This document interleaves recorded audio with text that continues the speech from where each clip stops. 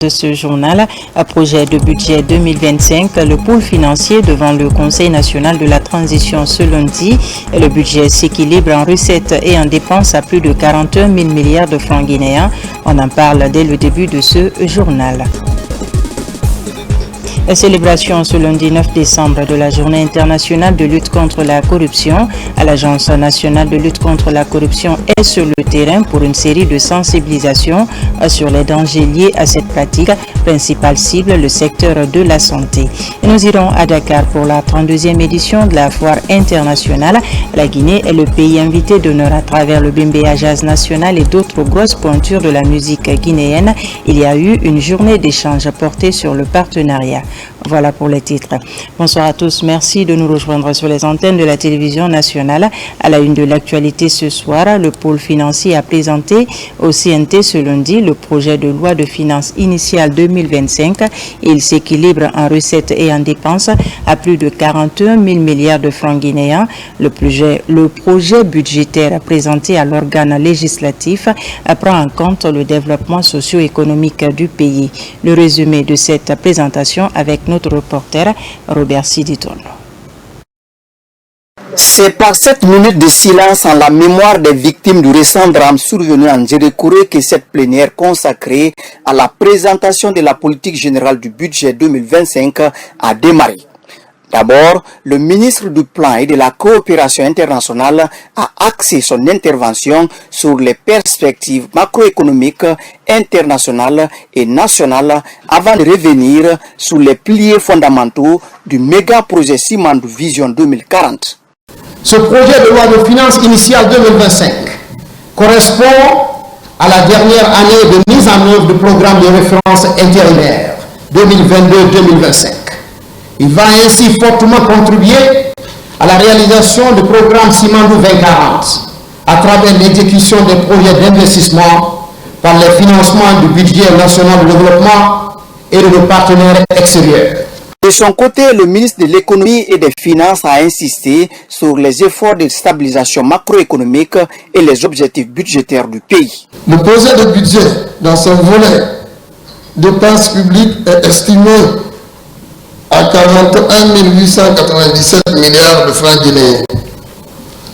Ainsi, en ce qui concerne les dépenses d'investissement, le gouvernement prévoit un budget ambitieux de 14 243 milliards, dont 50% seront couverts par des ressources internes, soit 7 219 milliards. S'agissant de la politique monétaire du pays, le premier vice-gouverneur qui a représenté le gouverneur de la Banque centrale de la République de Guinée a empêché à éclairer l'opinion des honorables conseillers nationaux des réformes engagées avant d'évoquer les perspectives en 2025.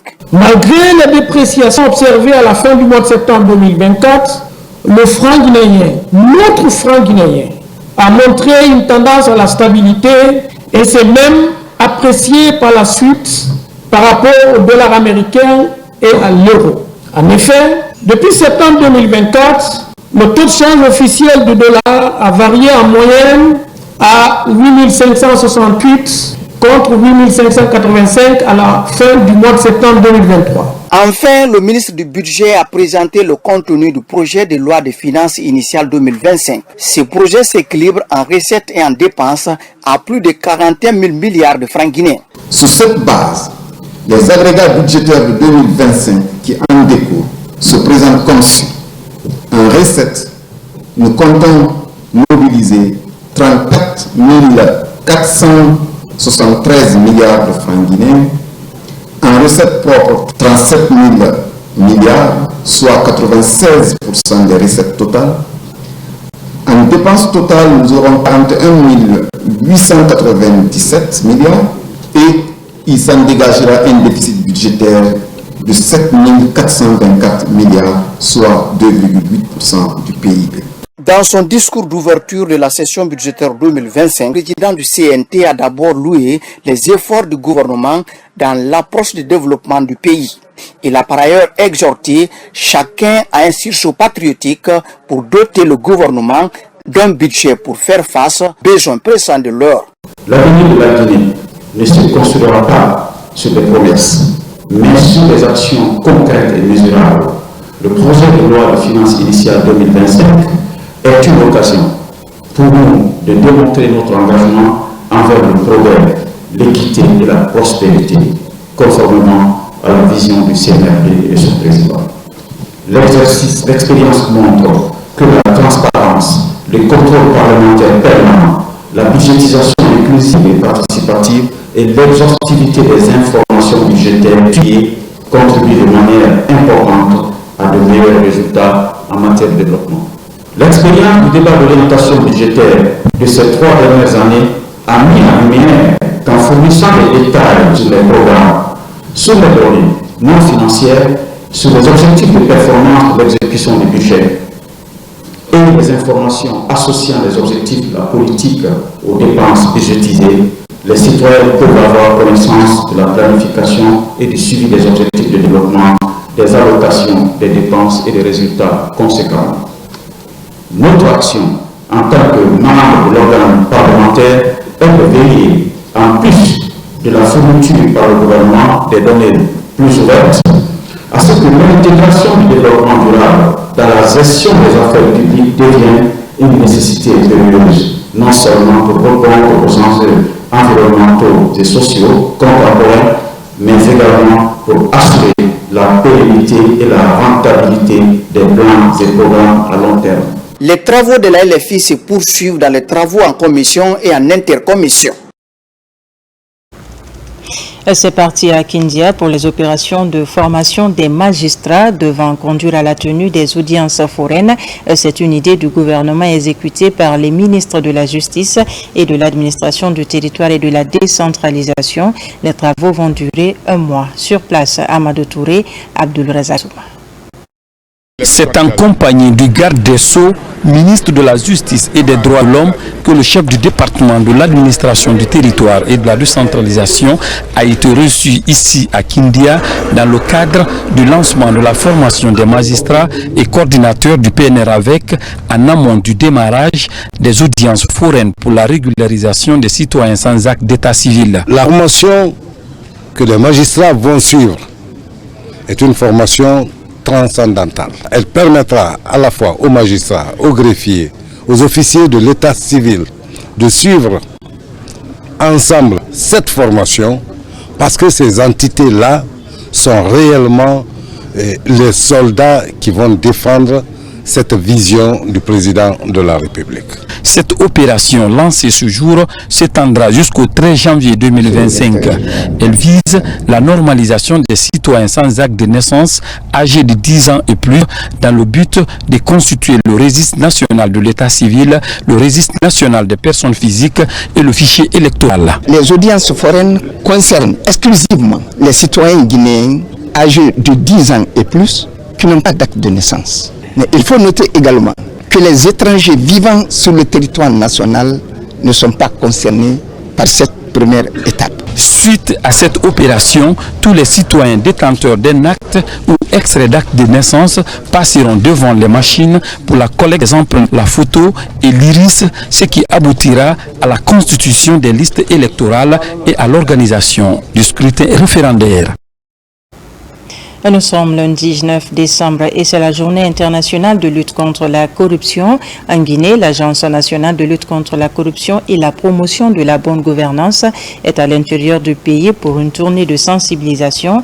Les administrateurs locaux sont édifiés sur les conséquences de cette pratique sur l'économie du pays. Le secteur de la santé est la principale cible. Voici l'étape de Kanka avec Bakari Bamba Kondé.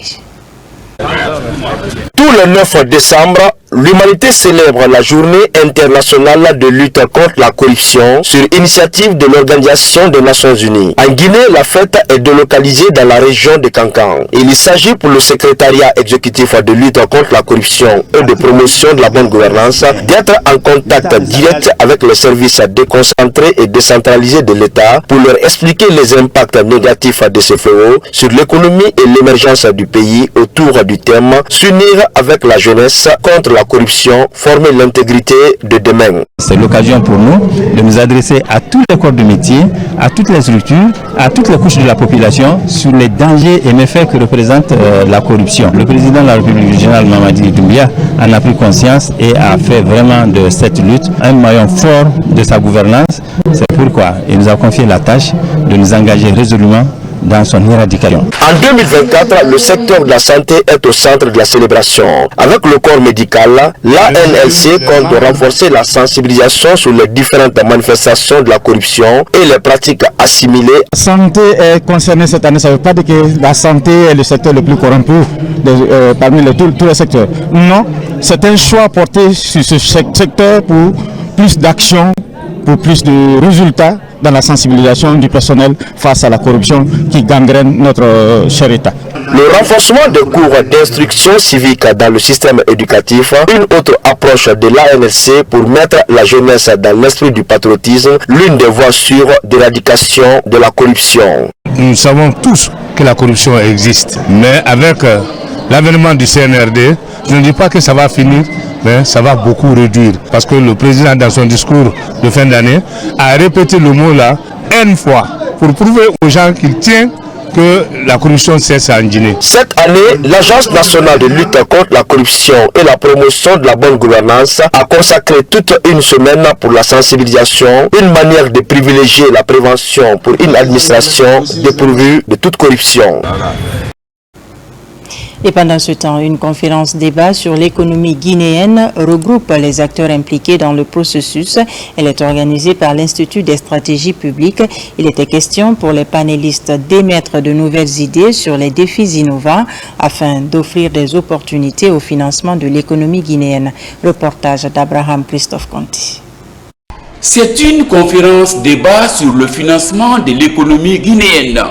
Organisée par l'Institut des stratégies publiques, cette conférence a pour thème « Défis et opportunités du financement de l'économie guinéenne vers une croissance durable et inclusive ». L'idée est de faire la lumière sur la problématique de l'économie guinéenne.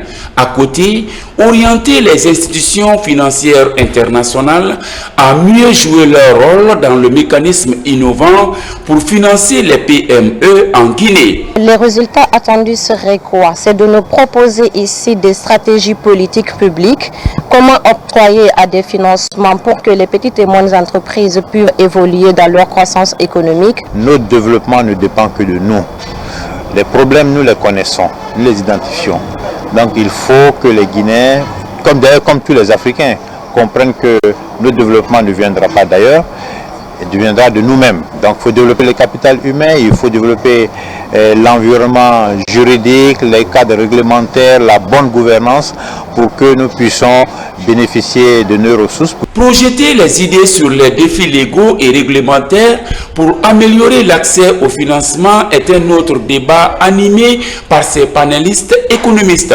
Les économistes, comme Abdoulaye Guirassi, ont passé en revue toutes les questions du panorama actuel du financement de l'économie guinéenne, mais également la question du financement des PME en Guinée. Les PME, c'est l'alpha et l'oméga de l'économie, qui parle de la création de richesses, qui parle de la résorption du chômage, qui parle de la bonification du PIB d'un pays. Ça passe inéluctablement par les petites et moyennes entreprises. C'est une occasion pour les PME de s'inscrire, de recevoir des informations fiables qui pourront vraiment les permettre à ce qu'ils soient dans le côté formel. Avec cette rencontre de partage d'idées, les panélistes essayent de redynamiser et innover le secteur de l'économie guinéenne. Ils orientent tous leurs idées sur la politique actuelle d'inclusion financière en Guinée. Tout cela pour mieux connaître l'impact des institutions financières internationales sur le financement de l'économie guinéenne. Au même moment, une délégation du groupe de la Banque islamique de développement BID séjourne à Conakry. C'est dans le cadre de la programmation de la stratégie de partenariat des pays membres pour la Guinée alignée sur la période 2024-2027 sous la coordination du ministère du Plan et de la Coopération internationale. La mission va identifier les projets et les besoins de développement en Guinée. Tabansila. À Conakry, la programmation de la stratégie de partenariat des pays membres pour la Guinée 2024-2027 est officiellement lancée. La démarche justifie la présence de cette mission de la Banque islamique de développement. Pendant plusieurs jours de travail, il s'agira d'identifier les projets publics et privés prioritaires alignés sur les aspirations stratégiques et les besoins de développement pour la Guinée. Depuis 2019, le portefeuille de la BID en Guinée connaît une nette amélioration en matière d'engagement. À date, le montant total des engagements des projets de programmes actifs est estimé à 1,145 milliard de dollars contre 261 millions de dollars en mars 2019. Quelle performance! Soit une progression de 340%, le taux global moyen de décaissement qui tourne autour de 45%, place le portefeuille de la BID en volume et en taux de décaissement en tête de liste des différents partenaires qui accompagnent la République de Guinée. Après le ministère du Plan, la mission est reçue au MEF, ministère de l'Économie et des Finances. Ici, le chef de département souligne l'engagement constant de la BID dans la mobilisation des fonds en faveur des projets de développement pour la Guinée. Il est important de rappeler que depuis l'avènement du CNRD, le 5 septembre 2021, la Banque islamique de développement s'est montrée solidaire auprès du gouvernement guinéen en poursuivant le financement des opérations de développement en faveur de notre pays. Depuis cette date, le niveau de décaissement, vous l'avez mentionné, s'est nettement amélioré, en passant de 38% à plus de 44%. Cette performance enregistrée est la preuve éloquente de la qualité de notre coopération. Le succès de cette mission repose sur notre capacité collective à relever certains défis, notamment la clôture de projets anciens, la simplification des procédures de décaissement et l'amélioration de la coordination entre les parties prenantes seront des étapes importantes et essentielles pour libérer tout le potentiel de cette stratégie. Pendant son séjour de travail à Conakry, la mission de la BID aura un tête-à-tête avec plusieurs départements ministériels ayant bénéficié de ces financements. Direction le Canada pour parler de cette belle moisson de la récente mission du ministre de la fonction publique après l'interruption du partenariat avec l'ENAP du Québec. Depuis quelques années, les partis semblent repartir sur de nouvelles bases. Désormais, une convention de collaboration est conclue entre l'École nationale d'administration publique et l'Institut national de formation et de perfectionnement qui deviendra ENA de Guinée. Les experts se sont déjà entendus sur le contenu du document qui doit contribuer à améliorer les performances des services publics. De retour du Québec, Mamadi Ternakamisoko. Il ne reste plus qu'à apposer les signatures en bas du document. Cadres techniciens guinéens et ceux de l'École nationale d'administration publique du Québec se sont entendus sur les textes de base de la convention de partenariat, texte qui devra désormais faire l'objet de discussions au plus haut niveau avant qu'il ne soit paraphé. Depuis 2014, jamais le programme d'appui à l'opérationnalisation de l'ENA de Guinée n'avait atteint une telle avancée. Dès 2025, nous allons délocaliser un programme en Guinée qu'on appelle un programme de formation exécutive au profit des top managers en Guinée. Donc ça, c'est un programme innovant, un programme pilote qui vient d'être conçu avec la plus grande rigueur ici au Québec et qui tient compte des réalités de notre administration publique. L'ENAP et l'INFP actuellement en Guinée, bientôt l'ENA. On a des liens déjà depuis de longues années, donc on souhaite poursuivre cette collaboration-là vers le renforcement des capacités pour que l'INFP puisse mieux remplir son mandat, donc s'assurer d'être au cœur d'une fonction publique performante en Guinée. La convention prévoit un accompagnement à la mise en œuvre de la réforme de l'administration et de l'ENA de Guinée, ainsi que des échanges d'expertise de bonnes pratiques dans le domaine de la formation initiale et continue. L'objectif est de façonner l'administrateur public. La Guinée a eu la chance de collaborer avec l'ENAP du Québec depuis 2014 à travers un projet de mise en place de l'École nationale d'administration publique de Guinée. Donc cette collaboration a évolué jusqu'à un certain niveau. Après, il y a eu une discontinuité. Aujourd'hui, le président de la République, depuis le 5 septembre, vous savez tous le chantier de la refondation qui a été lancé, qui parle de réforme de l'État, parle de la modernisation de l'administration. La Guinée s'apprête à intégrer le grand réseau international de l'École nationale d'administration publique du Québec. Un succès à l'actif du ministre Bourouno qui tient à la qualification des ressources humaines de l'administration selon la volonté du président de la République. Au ministère de l'enseignement technique, les autorités déploient des efforts pour rehausser les standards de la formation au niveau des ZENI. À Kindia, Mamou et Kankan, des formateurs de toutes les 10 ZENI ont été regroupés pour harmoniser les approches pédagogiques. L'activité est conduite par la Direction nationale de la formation et du perfectionnement du personnel enseignant. Tierno Ousmane Diallo pour plus de détails. Dans le système éducatif, les ZENI, écoles normales d'instituteurs, jouent un rôle crucial. C'est à ce niveau que sont formés les futurs enseignants des écoles primaires devant encadrer des milliers d'élèves. Depuis l'arrivée du CNRD, des réformes ont été opérées pour valoriser ces écoles dans l'optique de rehausser la formation à l'école primaire. Le ministère de l'enseignement technique, de la formation professionnelle et de l'emploi entreprend ainsi un programme spécial pour moderniser les approches pédagogiques dans la formation des futurs enseignants du primaire. Cette activité s'inscrit dans notre plan d'action, dans le plan d'action de la Direction nationale de la formation et du perfectionnement des personnels enseignants, et vise à capitaliser, à généraliser des approches pédagogiques innovantes qu'on a initié, qu'on a implémenté avec l'appui technique et financier de notre partenaire allemand, la GIZ. Ça va améliorer les pratiques d'enseignement et ça va permettre aux formateurs de suivre les mêmes démarches pédagogiques et ça va améliorer les qualités de l'enseignement et les résultats d'avoir la qualité, puisque actuellement ce qu'on vise c'est la qualité. Les approches innovantes, fières pour tous, Fit for School, exposés thématiques et sciences standardisées de feedback ont déjà été expérimentées dans 5 ENI. À présent, il est question d'intégrer ces approches dans toutes les 10 ENI du pays avec des attentes clairement définies. Il s'agit en fait de la mise à disposition d'outils méthodologiques variés et pertinents pour de meilleures pratiques de classe. Il s'agit aussi de l'amélioration des résultats scolaires en calcul et en français notamment, d'un changement de comportement sur le plan de la santé et de l'hygiène en milieu scolaire et parascolaire. À Kindia, Mamou et à Kankan, près de 150 formateurs venus des 10 ENI du pays bénéficient de ce programme. La célébration en différé à Farana de la Journée mondiale de la population, couplée au lancement du rapport sur l'état de la population mondiale 2024. Cette célébration est marquée par un panel intergénérationnel. Il s'agit d'un cadre de sensibilisation sur les mutilations génitales féminines, une activité du ministère du Plan et de la coopération internationale financée par le projet Suède à travers la Banque mondiale. N'est-ce pas, Ibrahima Oulin Fofana?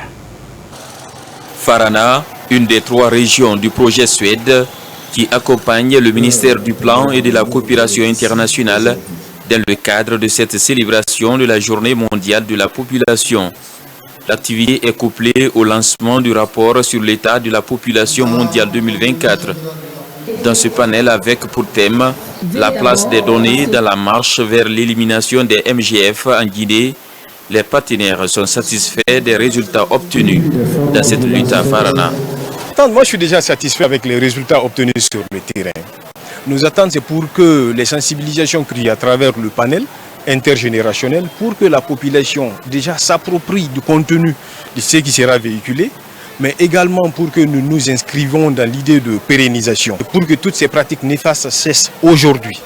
Donc on dit stop aux violences basées sur les genres. Nous estimons que ces messages sont bien formulés et que vont contribuer à pouvoir émanciper les citoyens et essentiellement les filles et les femmes de notre région. Les échanges ont mobilisé des jeunes filles et garçons scolarisés et non scolarisés, mais aussi des femmes anciennes exciseuses. C'est un réel plaisir pour moi de participer à ce panel parce que l'élimination sur les MGF, c'est la lutte depuis fort longtemps que nous sommes en train de mener. Donc si il y a une organisation qui est venue vers nous pour au moins sensibiliser la population de Farana, donc c'est un réel plaisir pour nous.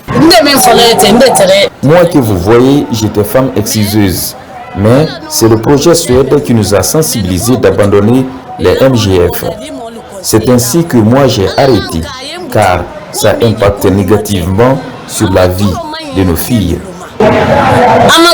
Ici, à la maison des jeunes de Farana, plusieurs recommandations sont faites pouvant conduire à des plaidoyers en vue d'accélérer l'atteinte du zéro pratique néfaste à l'égard des femmes et filles en Guinée. Revenons vers Kindia où le Fonds de développement social et de l'indigence est en action dans le cadre de la remise des titres de prise en charge sanitaire gratuite des malades. Les bénéficiaires se réjouissent de ce soutien de l'État. Des précisions avec Yaya Silla.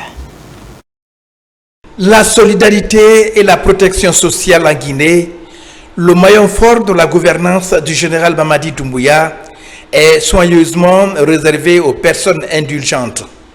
Le Fonds de développement social et de l'indigence accomplit cette mission avec dextérité.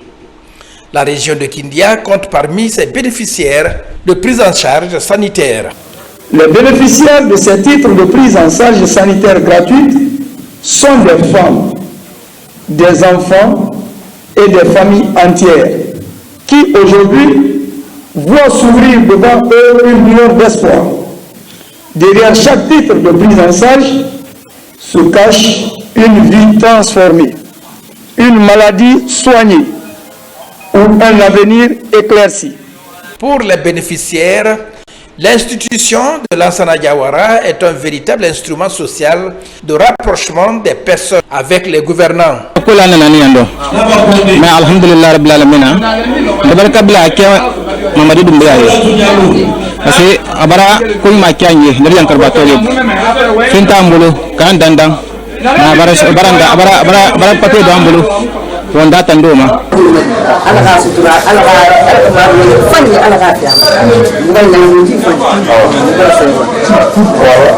Les autorités de la région de Kindia ont exprimé leur reconnaissance au chef de l'État pour la solidarité envers les personnes. La région de Kindia, par ma voix, apprécie à sa juste valeur et soutient cette action salvatrice qui s'inscrit en droite ligne de la politique gouvernementale en faveur des indigents. En témoigne dans cette salle cette multitude de personnes malades qui doivent dès l'instant s'inscrire dans le registre régional de prise en charge sanitaire de cette couche vulnérable. Cette année, tout comme l'année précédente, plusieurs personnes ont bénéficié de prise en charge sanitaire gratuite de la part de l'État. C'est la mission du Fonds de développement social et de l'indigence. Sur invitation des centrales syndicales guinéennes, la directrice générale de la Caisse nationale de prévoyance sociale, générale Aminata Diallo, s'est rendue à la Bourse du Travail. Là-bas, le mouvement syndical a exprimé toute sa reconnaissance au CNRD pour tous ses efforts dans la couverture médicale des agents de l'État et autres réformes opérées à la CNPS. Alpha Isiagaba. À la Bourse du Travail, la porte-parole du CNRD, Général Aminata Diallo, répond à l'invitation des centrales syndicales guinéennes. Et moment historique, le mouvement syndical guinéen salue les efforts du CNRD dans la protection sociale. De notre mémoire, donc, jamais nous n'avons obtenu autant de réformes positives et des acquis satisfaisants pour lesquels nous rendons hommage à l'homme du 5 septembre, le général d'armée Mamadi Doumbouya. Quand certains responsables, ministres, chefs de cabinet, secrétaires généraux couraient les syndicalistes et les retraités, elle nous rapprochait. Et aujourd'hui, elle a gagné. Aujourd'hui, je peux rentrer dans n'importe quel bureau que j'ai besoin. Mais avant, dès qu'on dit tel syndicaliste est là, on dit c'est pour nous créer des problèmes. Tandis qu'elle a accepté cela et nous a tous unis. Autrefois, dans des revendications et des négociations, aujourd'hui, le mouvement syndical guinéen se retrouve pleinement dans la politique sociale du CNRD. Général Aminata Diallo prend note et transmet le message de paix du président de la République. Vous êtes la priorité pour le président, comme vous l'avez constaté avec la mise en place de la couverture médicale, ainsi que l'augmentation des pensions depuis qu'il est là. Donc vous devriez comprendre que c'est vous sa priorité, les personnes âgées. Et continuez à protéger le président, continuez à prier pour lui, parce que vos prières sont acceptées par le Tout-Puissant Allah. Donc, il fait de son mieux avec son gouvernement pour pouvoir satisfaire la population guinéenne. Donc, je vous demande de soutenir nos projets de biométrisation des retraités, parce qu'on le fait pour vous, le président le fait pour vous, la fonction publique le fait pour vous, et la directrice générale de la Caisse nationale de prévoyance sociale le fait pour vous. À cette rencontre historique, une cérémonie sur fond de prière pour le président de la République. L'objectif est de prier pour le maintien de la paix et l'unité nationale, pour la prospérité de la Guinée. Et dans l'actualité également, la promotion de la santé sexuelle et reproductive, une priorité de la coalition des ONG féminines à Sigiri. Une campagne de sensibilisation est lancée à Tintigna pour aider les femmes rurales à améliorer leur bien-être mental et physique. Au cœur des débats, briser le tabou de la santé menstruelle pour lutter contre les violences basées sur le genre. Explication, Diamokaba. Dans cet espace sûr à Tintigna, dans Sigiri, un agenda féminin est ouvert pour briser le tabou de la santé menstruelle. C'est le début d'une nouvelle campagne de sensibilisation initiée par la coalition des ONG féminines de Sigiri. En proposant ce moment de partage, la plateforme offre des ressources pédagogiques pour aider les femmes à améliorer leur bien-être mental et physique. Été initiée par la coalition des ONG féminines de Sigiri, financée par la société Anglogone et Ashanti La Saga. Elle avait pour objectif de briser le tabou et le mystère autour des menstrues, démystifier les menstrues en général, et pour en parler et comprendre et qu'est-ce qu'il faut faire, qu'est-ce qu'il ne faut pas faire pour la bonne pratique hygiénique lorsque nous sommes en menstrues.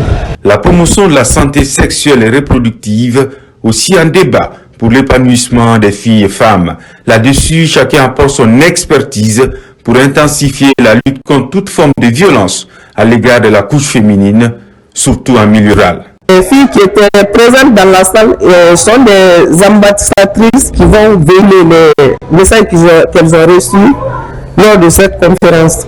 Et vraiment, nous recommandons aux autres organisatrices, surtout qui sont axées sur les femmes, d'œuvrer dans ce sens-là, pour l'épanouissement de la femme. Ça nous a aidé à connaître les inconvénients, ce que ça va nous apporter comme valeur, et ce qu'on doit, dans le moment de menstruer, ce qu'on doit éviter et ce qu'on doit faire quoi. Ça nous aide à nous protéger. La campagne va durer 3 jours pour édifier les femmes rurales sur cette préoccupation mondiale. Les sites les plus reculés seront sillonnés pour exposer les grandes ambitions de la coalition des ONG féminines de Sigiri, très engagée à soutenir l'égalité des sexes. Conférence au ministère des Affaires étrangères. Récemment, le service Genre et Équité a réuni l'ensemble des travailleurs du département autour des questions sur les violences faites aux femmes et aux filles. Une rencontre de partage d'expériences entre le chef de la diplomatie guinéenne et ses agents. Le point avec Makeme Donzo. L'échange a été bref mais rempli de messages. Dr Morisanda Kouyaté est aguerri par plus de 40 ans d'expérience dans le combat contre les femmes et filles. Aujourd'hui, Dr Morisanda transmet en quelques minutes sa riche expertise à son personnel du ministère des Affaires étrangères à travers la direction Genre et Équité.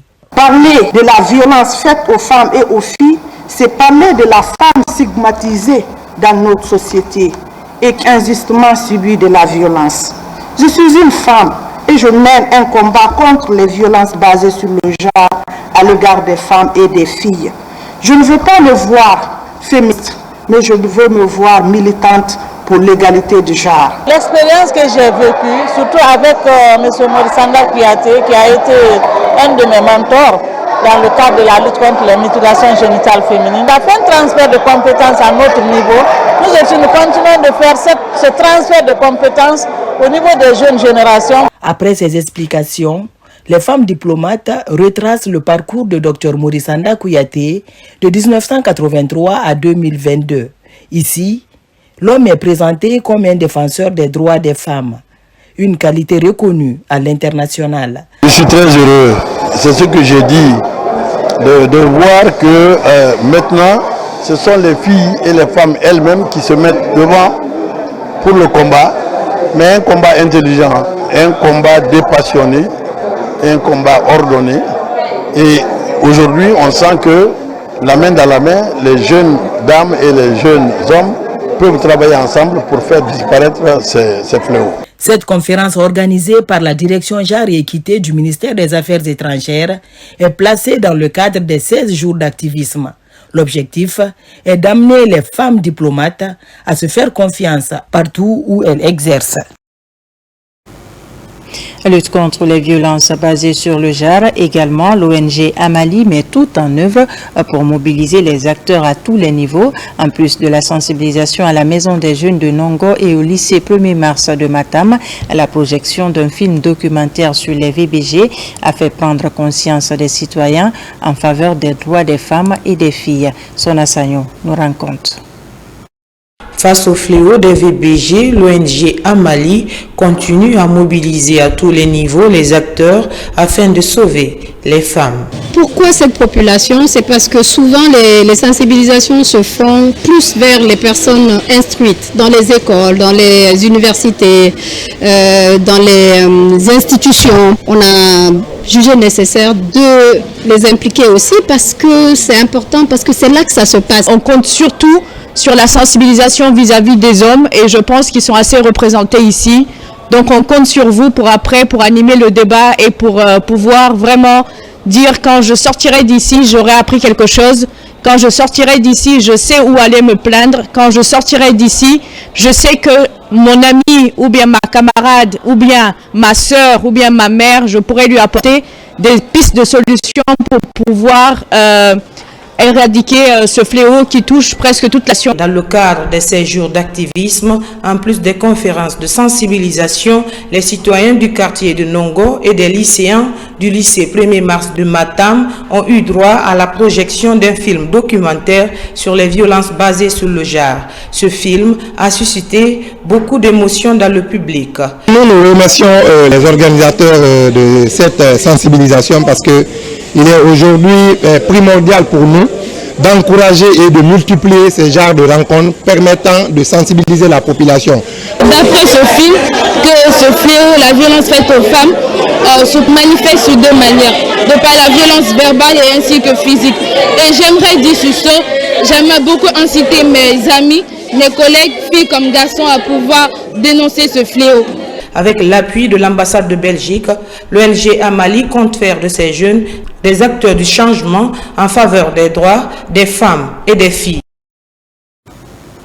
Depuis plusieurs semaines, plus de 50 jeunes passionnés du graffiti renforcent leurs connaissances sur les techniques de cet art urbain. La formation est financée par l'Office national de formation et de perfectionnement professionnel grâce à l'appui technique et institutionnel du ministère de l'enseignement technique. L'ambition est d'afficher et de renforcer leur créativité en vue qu'ils soient autonomes. Moussa Komara. Une cinquantaine de jeunes passionnés de l'art urbain. Tous de Ratoma, ils apprennent les techniques et les styles de graffiti, ainsi que l'harmonie des couleurs et la manipulation des pinceaux. On essaye de faire la formation pour des jeunes, pour les permettre de connaître c'est quoi les bases du graffiti, c'est quoi le graffiti et comment est-ce qu'un artiste peut vivre avec le graffiti. Cette formation est à la fois théorique et pratique. Sur ces murs, ces artistes graffeurs donnent vie à leur création.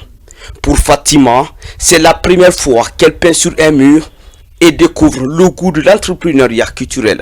Aujourd'hui, je peux faire la différence des couleurs et aussi, je peux aussi faire la différence entre les couleurs et aussi mélanger les couleurs et faire quelques dessins par la nature. Le graffiti est une passion pour certains et un moyen d'expression pour d'autres.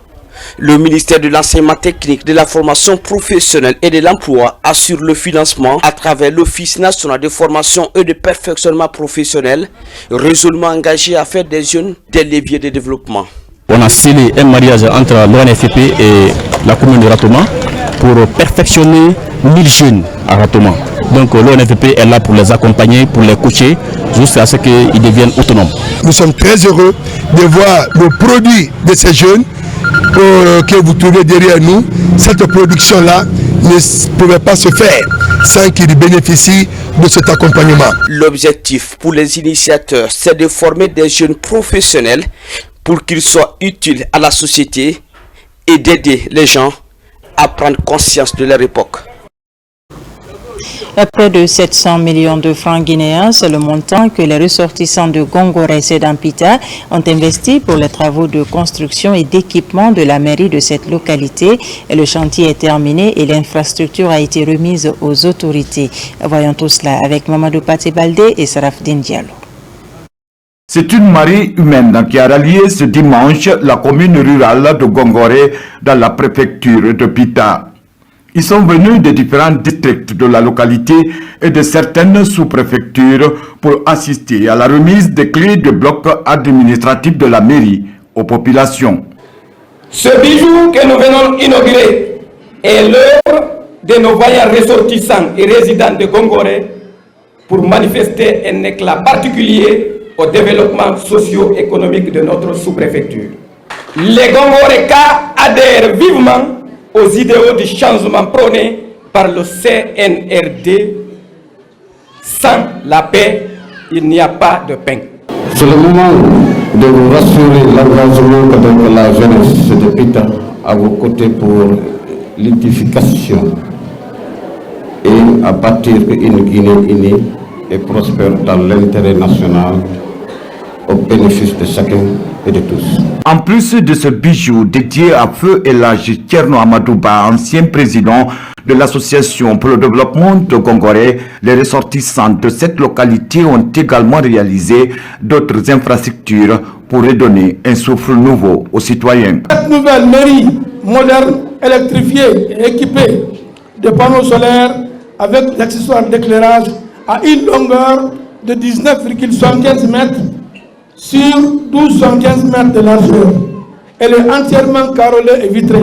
Nous saluons l'avènement du CNRD dirigé par le général Mamadi Doumbouya, président de la République, chef de l'État, qui nous a apporté la paix et la quiétude dans la cité. En guise de récompense pour les multiples efforts consentis pour le développement de cette localité, les populations de Gongoré ont fait des présents aux autorités politiques, administratives, religieuses et aux ressortissants de cette localité. À présent, nous recevons dans ce journal le procureur général après la cour d'appel de Conakry pour une déclaration. Bonsoir, Monsieur Fallou Doumbouya. Bonsoir, Madame. Merci de l'opportunité que vous nous offrez à l'effet de faire la lecture d'une réquisition à la force publique. Nous, procureur général pour la cour d'appel de Conakry, agissant en vertu des dispositions de l'article 41 du Code de procédure pénale, considérant que la récrudescence de la délinquance et de la criminalité en bande organisée est marquée par la commission de crimes et délits dans plusieurs quartiers de Grand Conakry, y compris dans les débarcadères, considérant que le trafic de migrants se réalise principalement à travers les voies maritimes à destination des pays étrangers, considérant que la nécessité absolue de sauvegarder la paix et la sécurité publique mérite une réponse appropriée par la collaboration de la population, des autorités locales, des forces de sécurité, des parquets d'instance et du parquet général pour la cour d'appel de Conakry. Sur ce, requérons l'ensemble des forces de police et de gendarmerie de Conakry, sous la responsabilité de M. le commandant de la région spéciale de gendarmerie et de M. le directeur régional de la police, à l'effet de procéder conformément à la loi, au démantèlement de toutes les zones criminogènes de Grand Conakry, au contrôle et à la vérification d'identité de toute personne suspecte, au contrôle et à la fouille de tout véhicule suspect, à l'immobilisation systématique de tout engin roulant non immatriculé, à l'interpellation et au déferment devant le parquet d'instance compétent des personnes en conflit avec la loi. Requérons en outre toute autorité publique à laquelle la présente réquisition sera exhibée de prêter main forte en cas de besoin. En foi de quoi avons apposé notre signature sur la présente. Fait à Conakry le 9 décembre 2024, le procureur général. Merci, madame. Merci donc, monsieur le procureur, d'être passé sur ce plateau. Merci. Alors, à présent, à Dakar, où se tient la 32e foire internationale, une journée a été dédiée à la Guinée en tant que pays invité d'honneur de l'événement. L'occasion est mise à profit par la partie guinéenne de présenter toutes les potentialités socio-culturelles du pays, ainsi que les projets socio-économiques, notamment Simandou 2040. Abdul Karim Kamara est notre envoyé spécial à Dakar. Au cocorico de cette journée de la Guinée, toutes les composantes de la foire de Dakar retiennent leur souffle. La salle du 4 avril vibre au rythme des identités socio-culturelles de la Guinée. Et le roi de la musique pastorale, Mick Paraya, annonce les couleurs. Massivement mobilisés depuis le début de la foire, les Guinéens vivant au Sénégal, plus que jamais, ont le ferme espoir que les bases d'une nouvelle dynamique de coopération économique entre le Sénégal et la Guinée sont jetées. Les Guinéens résidant au Sénégal sont à l'écoute de leur pays et surtout du général Mamadi, président de la République, chef de l'État, à qui nous adressons nos sincères remerciements et notre reconnaissance. Il y a l'entente, il y a la cohésion sociale et on ne cherche pas mieux que ça. Ici, le projet socio-économique Simandou 2040, qui se veut l'incarnation d'une Guinée moderne et prospère, est présenté au public. Ensuite, les experts des ministères du commerce et industrie des deux pays, plus la chambre de commerce, éclaircissent la lanterne des uns et des autres sur le thème valorisation des produits locaux et opportunités d'investissement en Guinée à l'ère de la ZLECAf. Il est aujourd'hui incontournable que les économies s'interconnectent et de favoriser, n'est-ce pas, des joint ventures pour que, ensemble, nous puissions relever les défis aujourd'hui qui nous interpellent. On ne peut pas, avec la situation actuelle du monde, se développer seul. Quand on a vu la présentation déjà du plan guinéen Simandou 2040, avec aussi les grands axes du référentiel de 2050 du gouvernement du Sénégal, il y a des points de convergence en commun. Mais l'une des attractions de cette journée de la Guinée est le chapeau symbolique appelé Pouto, présenté ici comme un instrument de cohésion sociale pour l'Afrique en général et pour la Guinée en particulier. C'est un bonnet authentique et local qui identifie les Guinéens partout où ils sont. On appelle l'État de faire le maximum pour inscrire le Pouto au patrimoine de l'UNESCO. Au-delà des stands et des expositions, notre présence ici symbolise une vision plus large, celle de renforcer les échanges économiques entre la Guinée et le Sénégal, mais également avec les pays de la sous-région.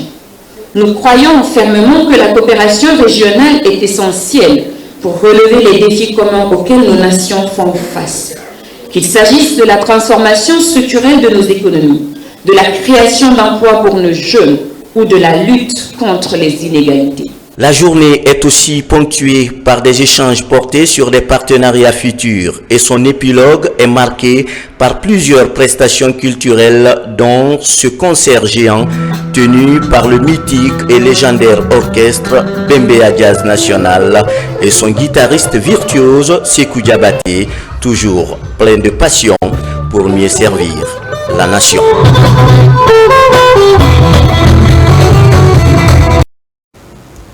Et cette mission du secrétariat général des affaires religieuses à l'intérieur du pays, à l'abbé, il a été demandé à la notabilité de faire des prières et bénédictions pour la consolidation de la paix en Guinée. D'autres échanges et fructueux ont eu lieu entre les émissaires des autorités et les notables de la ville. Abdoulaye Diallo commente les images de Sarafdine Diallo. Le drame survenu au stade régional de Zérékouri attriste la Guinée et les Guinéens. Depuis cette tragédie, des prières se multiplient pour implorer la grâce divine pour le repos des âmes des disparus, le rétablissement des blessés, mais surtout pour qu'il n'y ait plus ça dans notre pays. C'est le cas ici à l'abbé où les religieux ont été sensibilisés par les émissaires du secrétariat général des affaires religieuses sur la nécessité de préserver la paix et de renforcer l'unité nationale. C'est un acte citoyen et qui va en droite ligne avec les hautes orientations reçues de son Excellence, Monsieur le Président de la République, le général d'armée Mamadi Doumbouya, qui nous ont demandé toujours de venir prêcher la paix, sensibiliser les gens autour des valeurs qui sont communes pour éviter tout ce qui va dans le sens de la divergence et de la discorde. Devant les différentes ligues religieuses, les autorités guinéennes traduisent leur message axé essentiellement autour du vivre ensemble dans la fraternité et l'amour. Le président de la République Ontigi, général Mamadi Doumbouya, nous avons écouté les messages de paix des émissaires du président général Mamadi Doumbouya Et nous avons compris le rôle que nous devons suivre, qui est déjà notre devoir depuis toujours. Nous avons instruit à tous les imams et autorités religieuses de presser la paix dans toutes les mosquées. Les sages de la paix, à travers l'inspection régionale des affaires religieuses, ont retiré leur engagement tout d'abord à intensifier les séries de prières et de lectures collectives pour l'unité nationale, mais aussi pour la réussite de la transition et pour le bonheur des Guinéens. Un mot de culture avec le Festival international du djembé qui se poursuit. Le CNRD est au cœur de l'événement au lancement d'une pièce de théâtre au Centre culturel franco-guinéen. On note la présence du général Amara Kamara, ministre secrétaire général de la présidence, et Diba Diakité, ministre chef de cabinet de la présidence de la République. La pièce de théâtre réalisée par Souleymane Tchangelba rend hommage aux héroïnes guinéennes et africaines. Ousmane Ba, Mamadou Djoumaba. Elles sont neuves et elles font valoir leur talent d'actrice sur scène. Dans le scénario, elles mettent en exergue la bravoure des héroïnes guinéennes et africaines dans leur combat depuis le temps des empires et royaumes jusqu'aux indépendances. Des péripéties traversées sur le chemin jusqu'au déclic actuel, à savoir la vision du CNRD sur le projet Simandou 2040 et ses impacts sur les Guinéens. Tout se passe sous le regard attentif du public, avec la présence du ministre secrétaire général de la présidence de la République, général Amara Kamara, du ministre directeur de cabinet de la présidence, Diba Diakité, et celui en charge de la culture, Moussa Moïse Silla. Cette comédie musicale a permis de mettre ses héroïnes en avant et également de créer une sorte d'intrigue, d'énigme, parce qu'il fallait rechercher l'équilibre de la société. Et vous avez pu voir que le rôle qui a été joué par les différentes actrices, au nombre de 9, pétries de talent, je tiens vraiment à les saluer. C'est un rôle qui évoque la traversée vers la quête de cet équilibre-là. Il fallait traverser monts et vallées. Des forces occultes empêchaient l'avancée de celle qui était donc commise à cette tâche. Mais elle a fini par y arriver, et quand elle trouve l'équilibre du monde, cette énigme, cet équilibre, c'est bien entendu le programme Simandou 2040. On a vu tout ce qu'il y avait comme énigme venir petit à petit, et quand on a vu Simandou, il n'y avait pas de mot à dire, c'était vraiment chapeau. C'est effectivement ça Simandou, c'est le travail, l'effort de beaucoup de personnes qui ne savaient même pas que la montagne de Simandou existait, mais qui ne savaient même pas aussi que ce projet allait être aujourd'hui une réalité. Et derrière ça, nous voulons passer le message encore d'unité, de paix, de prospérité du chef de l'État, pour que les Guinéens se donnent les mains dans les mains pour faire avancer le pays. Effectivement, ce projet et le programme Simandou 2040, ce sont ces projets-là qui vont être les catalyseurs du développement de notre pays dans un futur très proche. La mise en scène est réalisée par le secrétaire général du ministère de l'Information et de la Communication, Souleymane Tchangelba, un artiste de l'âme. Cette vision du président de la République, j'ai voulu moi aussi y participer en tant que créateur, en tant qu'artiste, et que ce spectacle-là, au-delà du fait qu'il soit vu ici aujourd'hui, qu'il puisse être vu ailleurs, et que quand il sera vu, que les gens peut-être se posent la question de savoir c'est quoi Simandou 2040, et ça va peut-être leur donner envie d'aller chercher ce que c'est. Ce spectacle théâtral est un pan du Festival international du djembé, un rendez-vous de la percussion guinéenne dans toute sa diversité. De sport pour finir, la Guinée termine la 26e édition de la CAN féminine de handball en beauté avec la Coupe du Président. La finale de cette compétition de classement opposait le Sili Handball au Cap-Vert. Les Guinéennes l'emportent avec une parfaite maîtrise sur le score de 31-13. Le compte-rendu est signé Bintia Kondé.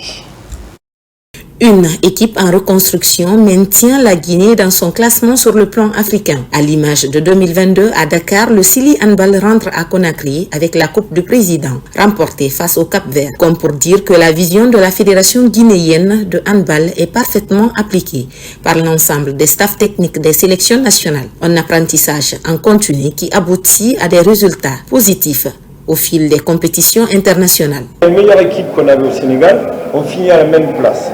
Donc il y a un problème qu'il faut qu'on résolve nous en interne avec la Guinée. Par contre, l'équipe qu'on a présentée là à la Guinée est encore constituée de pas mal de très jeunes joueuses.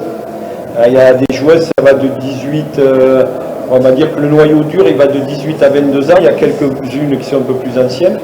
Donc moi je pense très sincèrement qu'on progresse. Le principe est clair, pas de compétition sans distinction. La Guinée se veut beaucoup plus ambitieuse. Ainsi, elle ne se contente pas d'une simple participation, mais plutôt terminer dans le quota des meilleures nations au niveau du classement final. Parce qu'il y a un projet en cours et j'espère que cette fois-ci, on aura encore plus les moyens de travailler encore plus. Parce qu'avec cette équipe, vraiment, on peut aller très loin et puis ce serait bien d'offrir un jour, dans l'année prochaine, une qualification au mondial pour la Guinée. Donc, moi, je suis à fond derrière le projet et j'ai envie de continuer à bosser avec cette nation. Fini cette autre compétition, les yeux sont désormais rivés sur la Coupe d'Afrique des Nations 2026. Il est important de rappeler que la bonne prestation d'une équipe exige une bonne préparation, mais aussi un accompagnement à tous les niveaux. Voilà qui m'a fait à ce journal. Merci de nous avoir reçus chez vous. Et l'actualité se poursuit sur notre site le www.rtgguinée.info. On se retrouve demain pour une nouvelle session d'information de la Guinée, notre paradis, terre de richesse et d'innovation. Bonsoir.